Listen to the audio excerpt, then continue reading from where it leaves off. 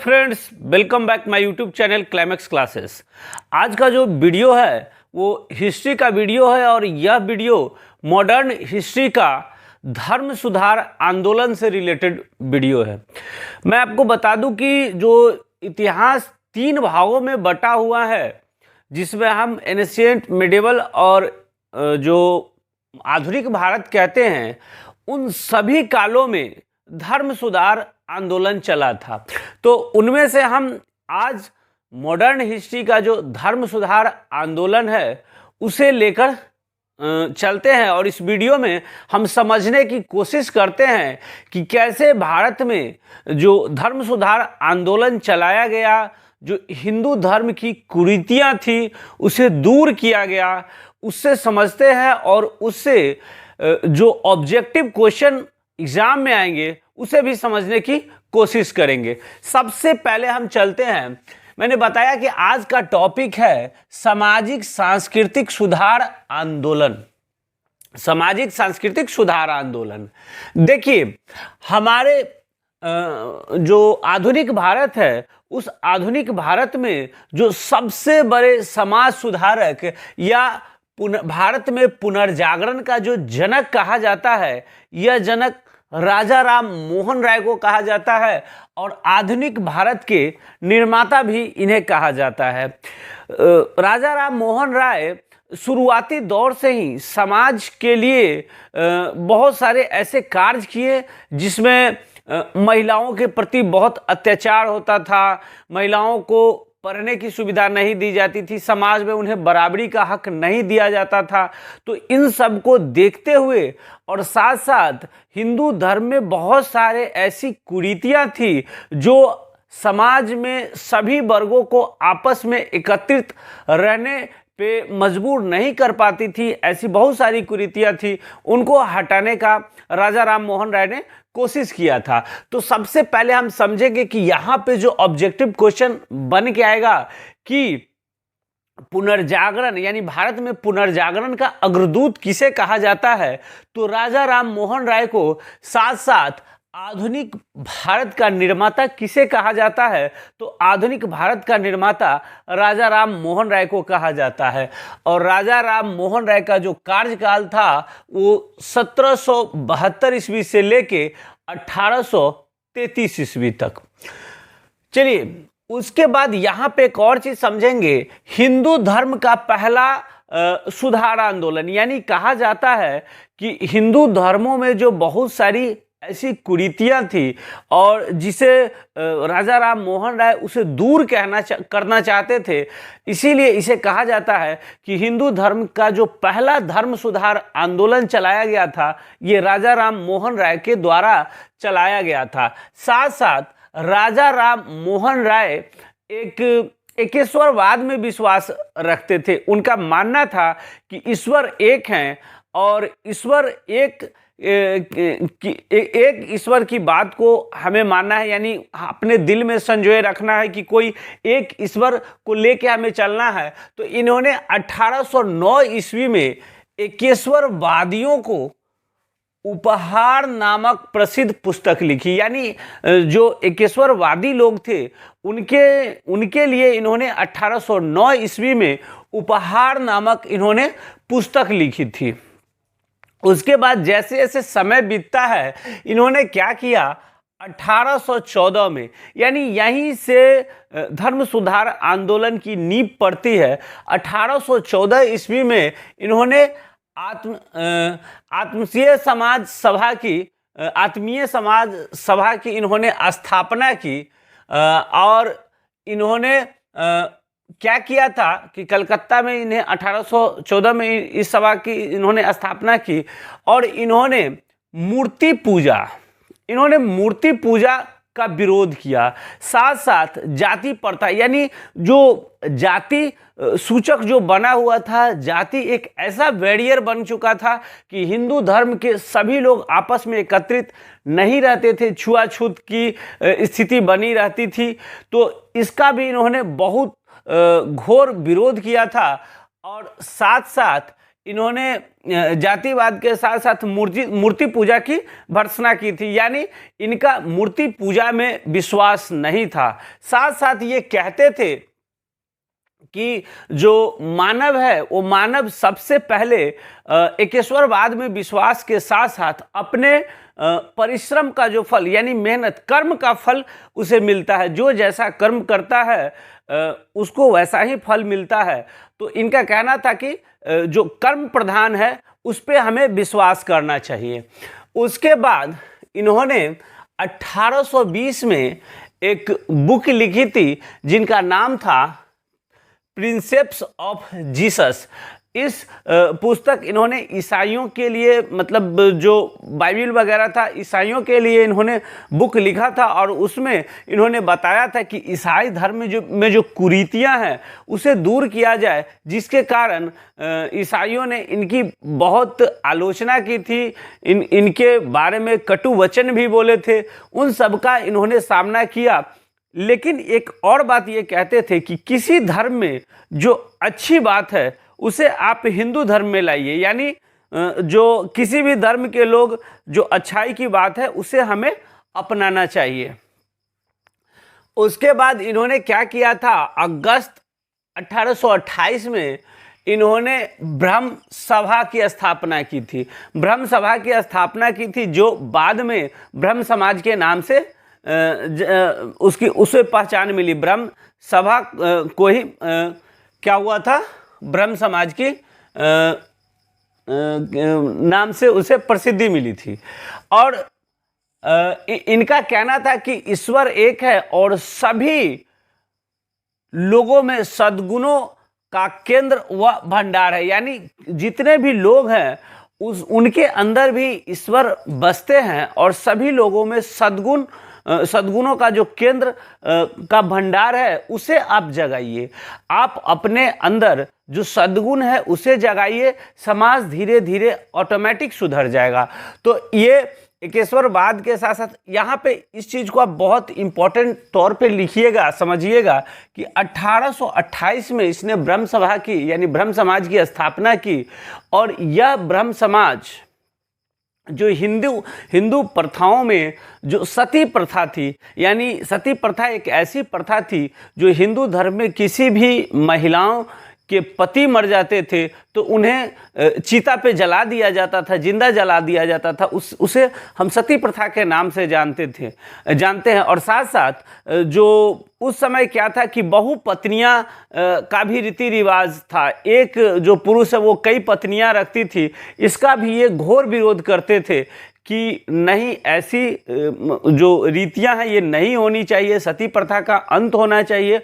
और इन्होंने इसका घोर विरोध करके जो उस समय जो भारत के गवर्नर जनरल थे तो उनके द्वारा इन्होंने क्या किया था कि लॉर्ड विलियम बेंटिंक के द्वारा इन्होंने सती प्रथा का उन्मूलन 1829 में इन्होंने करवाया था। तो यहाँ पे हमें याद रखना है, क्या रखना है कि 1828 में इन्होंने ब्रह्म समाज की स्थापना की।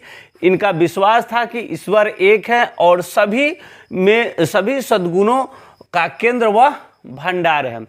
उसके बाद इन्होंने हिंदू धर्म की शुद्धिकरण, यानी मैंने पहले ही बताया था कि हिंदू धर्म का पहला सुधार आंदोलन, यानी इन्होंने हिंदू धर्म की शुद्धिकरण करने की इन्होंने इच्छा प्रकट की। और साथ साथ इन्होंने वैसे कार्य किए जो हिंदू धर्म में सभी लोगों को एकत्रित रहने में थोड़ा असहज महसूस किया जाता था, जिसको इन्होंने हटाने का कोशिश किया। साथ साथ जब इन्होंने ये भी बताया था कि जो कर्म पे विश्वास करना चाहिए, कर्म के हिसाब से फल मिलता है। तो जब ये हिंदू धर्म में इन विचारों का जो सती प्रथा था, उसके बाद बहुपत्नियां थी, बहुपत्नी रीति रिवाज था, इन सब चीज़ों को साथ साथ ये जो आडंबर युक्त जो पूजा कर्म कांड होता था उसका भी ये घोर विरोध करते थे कि यह सब दिखावा है और इससे ऐसा कुछ नहीं होता है, इसकी घोर भर्त्सना ये करते थे। तो उस समय जो ब्रह्म समाज के कुछ लोग थे, जो रूढ़िवादी विचारधारा के लोग थे, वो इनके विरुद्ध में आ गए और उनका नाम क्या था कि ब्रह्म समाज के सिद्धांतों के विरोध में राधाकांत देव, ये याद रखना है, राधाकांत देव ने क्या किया था, धर्म सभा का गठन कर दिया था। अब ये धर्म सभा ब्रह्म समाज के सीधे अपोजिट डायरेक्शन में ये काम कर रहे थे। ये सती प्रथा का भी ये समर्थन दे रहे थे, बहुपत्नियां जो प्रथा थी उसका भी ये समर्थन कर रहे थे। तो यहाँ पे ध्यान में रखना है कि राधाकांत देव किस सभा का इन्होंने गठन किया था, तो धर्म सभा का गठन किया था। और किनके विरोध में, तो ब्रह्म समाज के विरोध में राधाकांत देव ने धर्म सभा का गठन किया था। 1829 में मैंने पहले बताया कि 1829 में राजा राम मोहन राय ने सती प्रथा का उन्मूलन करवाया था और इनके द्वारा मतलब इनके प्रस्ताव के द्वारा लॉर्ड विलियम बेंटिंक ने 1829 में सती प्रथा का अंत कर दिया और इसके लिए ऐसे कानून बना दिए जिससे सती प्रथा समाप्त हो गई। उसके बाद पत्रकारिता का जनक, यानी पत्रकारिता का जनक भी राजा राम मोहन राय को कहा जाता है।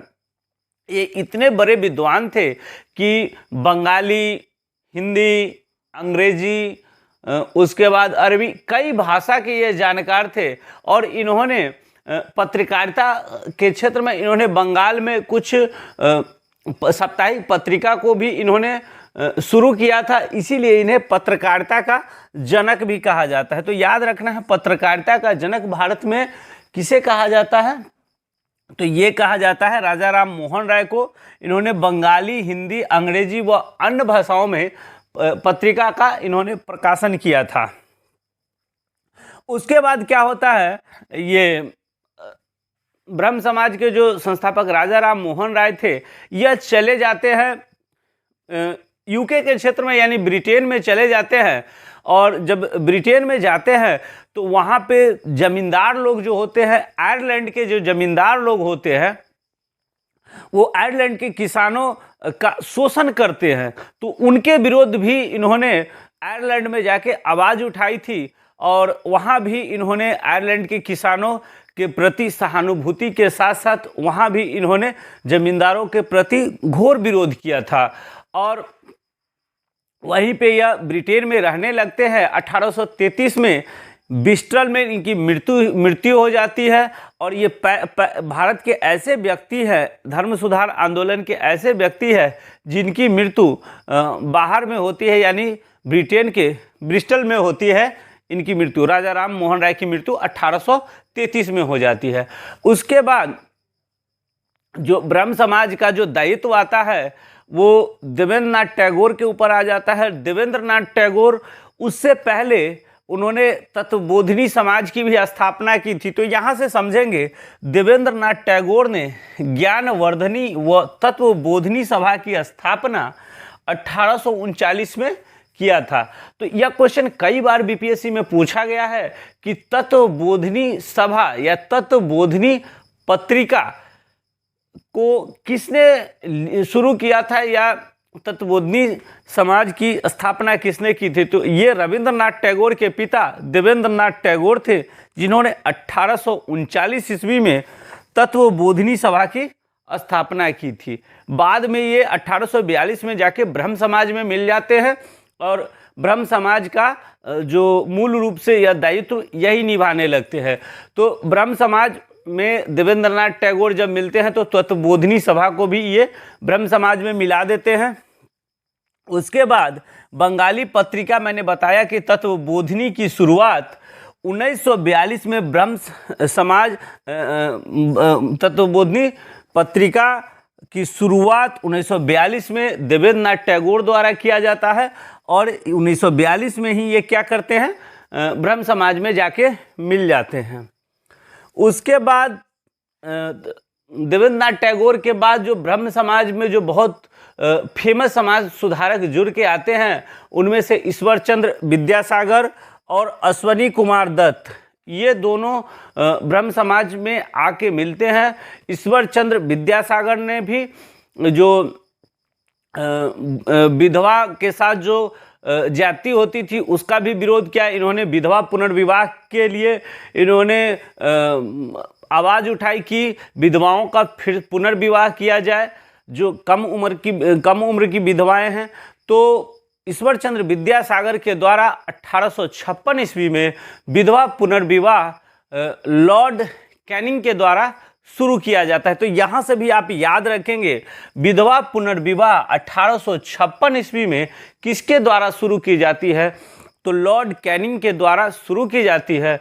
और इनका जो शुरू करवाने का श्रेय जो जाता है वो ईश्वर चंद्र विद्यासागर को जाता है। तो यह क्वेश्चन कई बार पूछा गया है।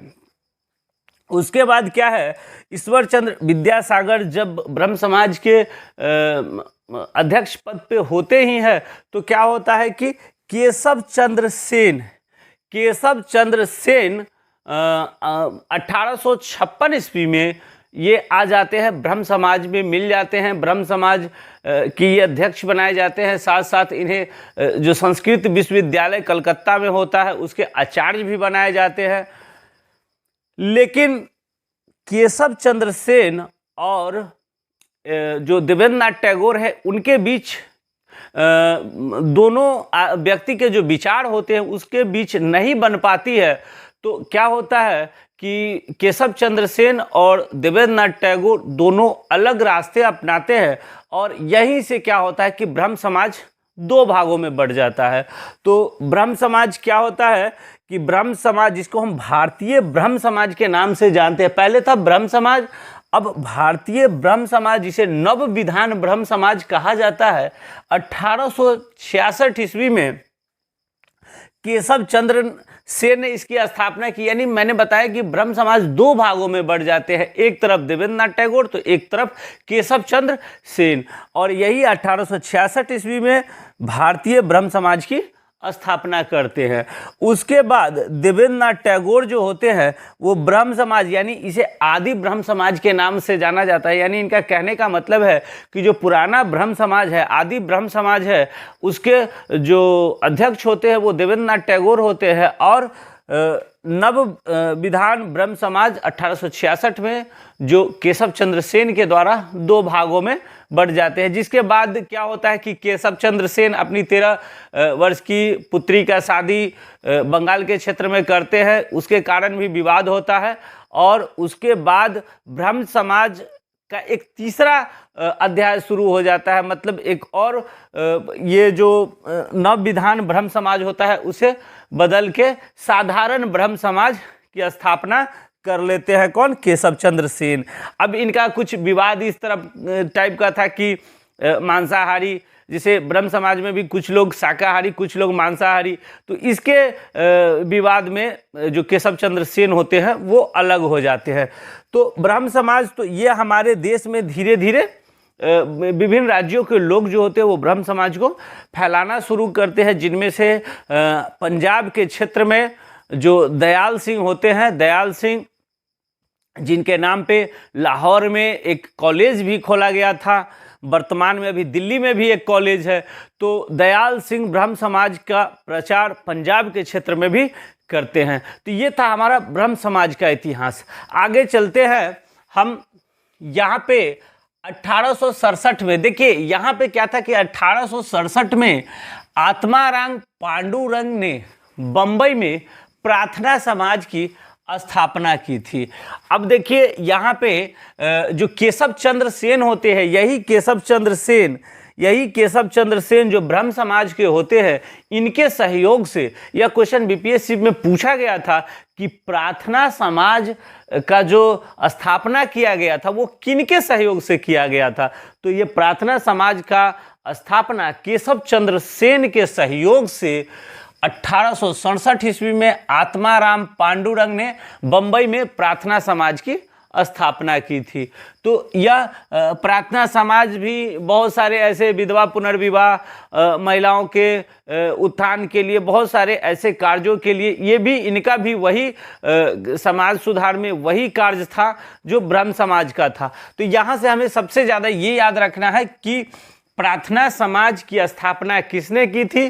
तो प्रार्थना समाज की स्थापना आत्माराम पांडुरंग ने 1867 ईस्वी में केशव चंद्र सेन के सहयोग से प्रार्थना समाज की स्थापना की थी। तो ये क्वेश्चन यहाँ से याद रखना है। उसके बाद आगे चलते हैं। बंगाल के क्षेत्र में यंग बंगाल आंदोलन के प्रवर्तक, यानी यह पश्चिमी क्षेत्र के जो शिक्षा होती थी उस पर यह आधारित था। यानी कहा जाता है कि बंगाल के क्षेत्रों में आधुनिकीकरण के लिए यंग बंगाल आंदोलन के जो प्रवर्तक थे वो कौन थे? तो हेनरी विलियम डेरोजियो। इसे याद रखना है। यानी अगर आपसे पूछा जाए कि यंग बंगाल आंदोलन के प्रवर्तक कौन है, तो Henry William Derozio Young Bengal आंदोलन के प्रवर्तक है। उसके बाद यहाँ चलते हैं आगे की ओर। महाराष्ट्र के क्षेत्र में बहुत सारे ऐसे समाज सुधारक व्यक्ति उभर के आए थे उस समय, जिन्होंने अपने पत्रकारिता के क्षेत्र से जो साप्ताहिक पत्रिका होती थी उसके माध्यम से इन्होंने समाज सुधार के लिए बहुत सारे ऐसे कार्य किए थे। तो मराठी पत्रिका के पिता कहे जाने वाले कौन? बाल शास्त्री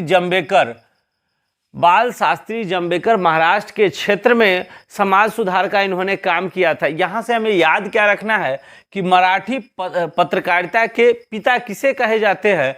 तो बाल शास्त्री जंबेकर ने मराठी पत्रिका के माध्यम से, जिसका नाम था, इन्होंने 1832 में दर्पण नाम की एक पत्रिका निकाली थी और 1840 में दिग्दर्शन पत्रिका के माध्यम से इन्होंने महाराष्ट्र के क्षेत्र में समाज सुधार का काम किया था। साथ साथ इन्होंने विधवा पुनर्विवाह को भी बढ़ावा देने के लिए इन्होंने अपनी पत्रिका में छापना शुरू किया था। तो यहाँ से आप ये समझेंगे कि मराठी पत्रकारिता के पिता किसे कहे जाते हैं? तो बाल शास्त्री जंबेकर। और 1832 में जो दर्पण पत्रिका थी, साप्ताहिक पत्रिका थी, इसकी शुरुआत किसने की थी?